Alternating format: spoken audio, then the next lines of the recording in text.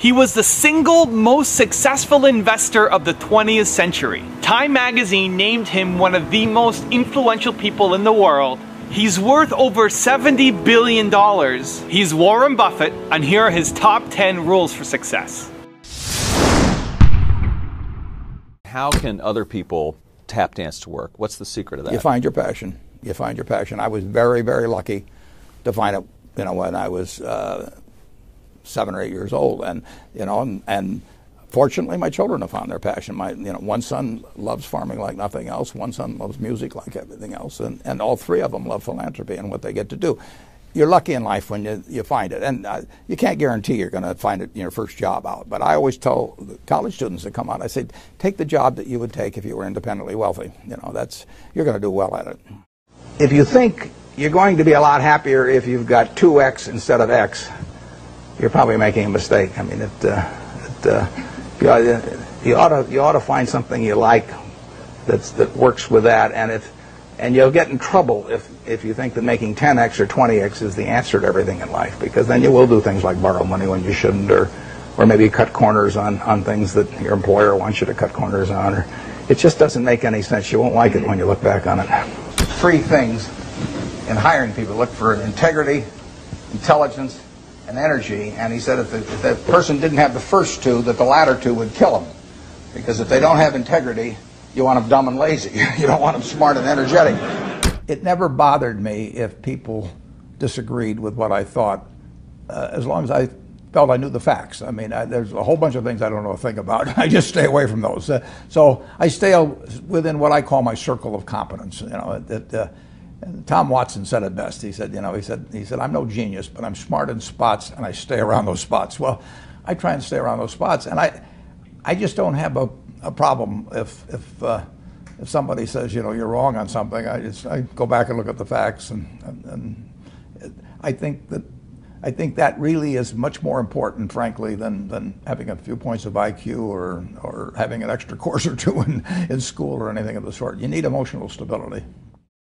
I just read and read and read. I probably read 5 to 6 hours a day. I don't read as fast now as when I was younger, but I read 5 daily newspapers. I read a fair number of magazines. I read 10Ks. I read annual reports, and I read a lot of other things too. So I've always enjoyed reading. I love reading biographies.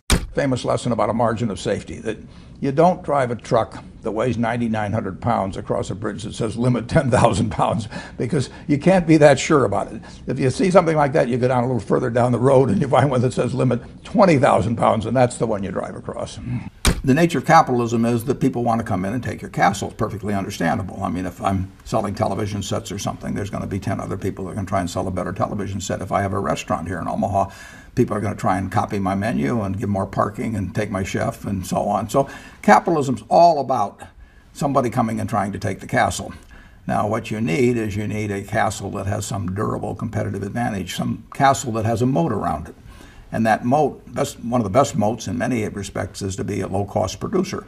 But sometimes the moat is just having more talent. I mean, if you're the heavyweight champion of the world and you keep knocking out people, you've got a competitive advantage as long as you can keep doing it.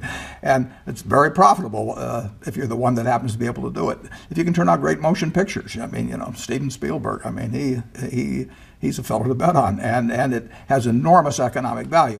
You'd be surprised at my days. I mean, they're very unstructured,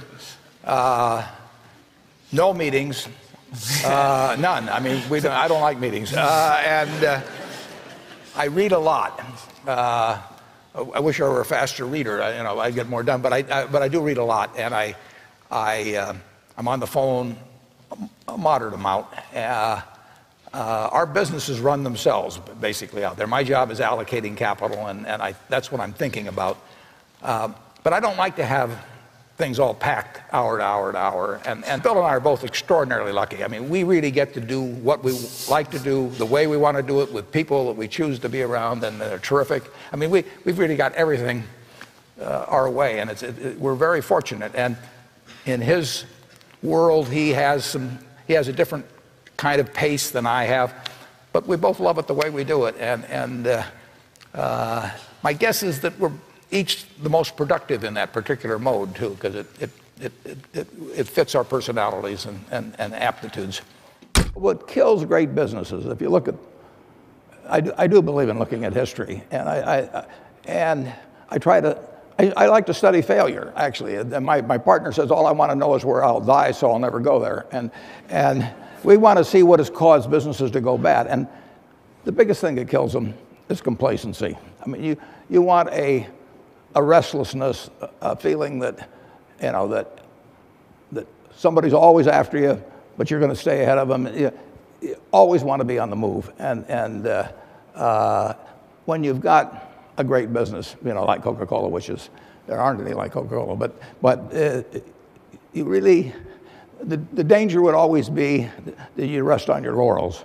But I see none of that, obviously, at Coca-Cola. But that is the key, to compete the same way when you've got 1.8 billion servings being sold daily as when you were selling, you know, 10 a day. And that restlessness, that belief that tomorrow is more exciting than today, you know, you just have to have it permeate the organization. Who was Ben Graham? He was your primary mentor, model?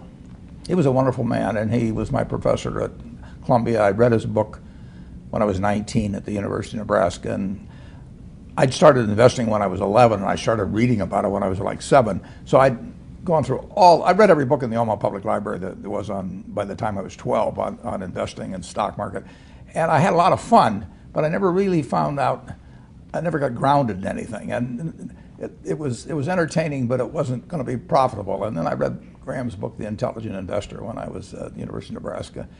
And that just opened the whole thing up to me. Yeah, and I named my oldest son is named Howard after my dad, Graham Buffett, and he was a marvelous man. Never expected anything from me in return. Ben Graham, in his low teens, looked around and he looked at the people he admired, and he said, you know, I want to be admired, so why don't I just behave like them? And he found there was nothing impossible about behaving like them. And similarly, he did the same thing on the reverse side in terms of getting rid of those qualities.